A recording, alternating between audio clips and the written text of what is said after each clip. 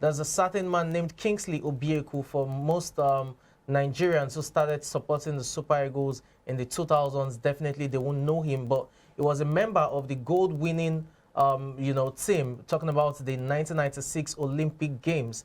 And the sad news was that it was found, at a park, calling passengers and driving from Nsukka to, from Owerri, I beg your pardon, to Nsukka. And is the plight in terms of his standard of living caught the attention of so many. And you have the Super Eagles captain, Ahmed Musa, donating 2 million naira to him. Again, oftentimes we hear about, ex-internationals not living relatively comfortable or battling with one major ailment or the other. And there are always, calls for help, donation of funds and all of that. But Obieku was doing something, credible. As much as he wasn't living as comfortable as he would have loved to, he was still within the transportation sector trying to earn a living for himself. And that's the man now.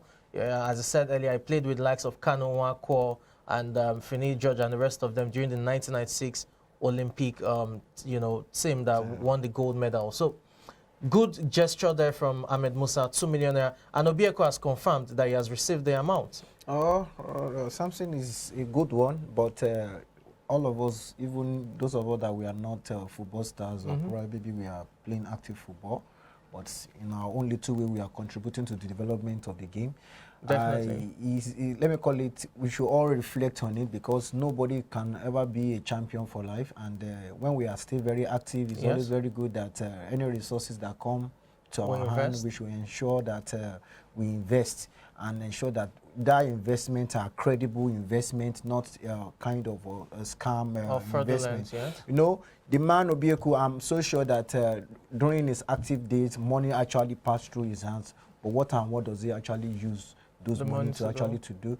Thanks to Ahmed Musa, he has actually shown that for a man, a patriotic Nigeria, I believe for him to have sacrificed a lot to travel all around and play for Nigeria, he has shown to be patriotic to his country.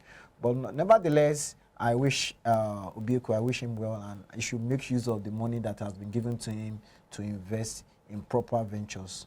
Okay, talking about Ahmed Musa's kind gesture, that it's just a call on humanity that we all need to do better in terms of helping the less privileged ones, around us. And let's just hope that we all can live a life that is relatively comfortable. Liverpool against Inter Milan at the Giuseppe Meazza Stadium. That ended 2-0 with Liverpool winning 2 late goals. And it was Roberto Firmino, as well as Mohamed Salah, who got the goals for them. Do you think it's a done deal? No. You think Inter can still stage a comeback? Because Inter is a very good team. Okay. And they are doing excellently well in their league. So it's not yet over. So until when the second leg comes at Anfield.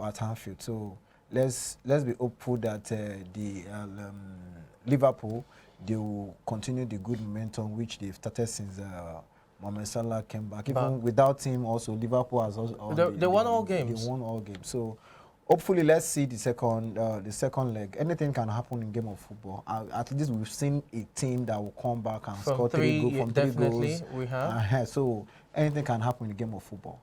But the match itself, both teams didn't really have a cutting edge. It was quite more of a cagey match. Everyone was just being mindful defensively, and Virgil van Dijk and Konate puts in a very good shift.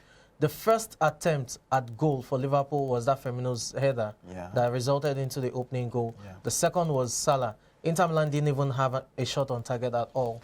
I keep telling people it's not about playing good football that really matters. The tiki-taka. I think there was a particular coach in, that was the coach of Leicester City. Yes. During that time, they were playing defensive football.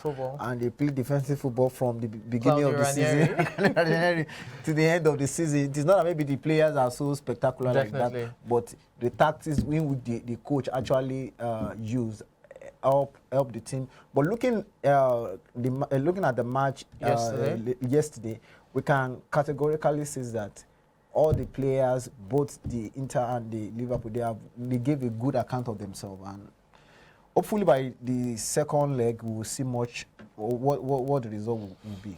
Okay, that's about UEFA Champions League matches yesterday. Let's move quickly to the preview of today's Europa League matches. It's the second tier of European football, and it's always the small boys that play. But surprisingly, this year's edition has so many big names. You have Borussia Dortmund in the mix. You have almighty Barcelona in the mix. There's Napoli in there. And our focus definitely is on Barcelona against Napoli. It's a big one, both teams playing. And the first leg is at the Nou Camp. Barcelona are on a resurgence. They're into the top four. Yeah. They are doing quite well over the last. They've been doing quite well over the last 3-4 weeks. Do you think that can continue even against Napoli? Yeah, I see a lot of resurgence in the team of Barcelona, coupled with the fact that Aubameyang and Traore, they are already in the team now, and Dembele is also very happy now that his former teammate is back into the team. And looking at that, the synergy is actually there, and the players that were actually in Barcelona also, they are coming up, and Memphis and all other players, they are doing a whole lot to actually salvage something good for the team before the end of the season. But Napoli, looking at them, some of their players, they are back. Osimhen is actually back. But the report says that presently he was unable to train. Yes. So that may actually give let me call it a question mark on his participation in that particular game. But looking at it, I think I will give it to Barcelona, looking at the new things that is happening among them.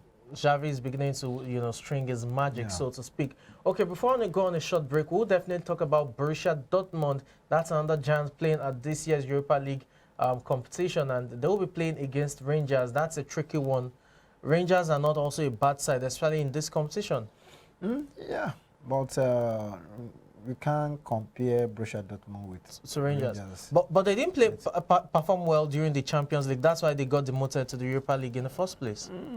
But yet, we can, there are circumstances that actually affect teams at Europa. Probably maybe the number of players that was actually injured for a particular game must have affected them at one point or the other.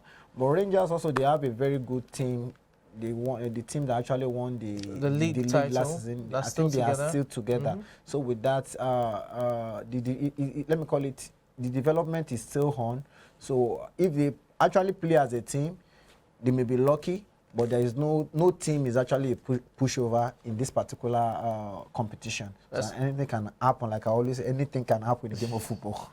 Especially at this round. There you have Erling Haaland, who will be leading the lines for Borussia Dortmund in this fixture. Still the arena. Now it's time to bring you up to date with business news from the world of sports. I will start definitely with the Super Bowl, which is the biggest thing this weekend. It may have ended on Sunday, but there's still so much generation in terms of revenue from the event itself. Now, despite stiff competition from the sports betting industry's largest markets, the state of New Jersey broke its own state record with $143.7 million wagered on Super Bowl 56.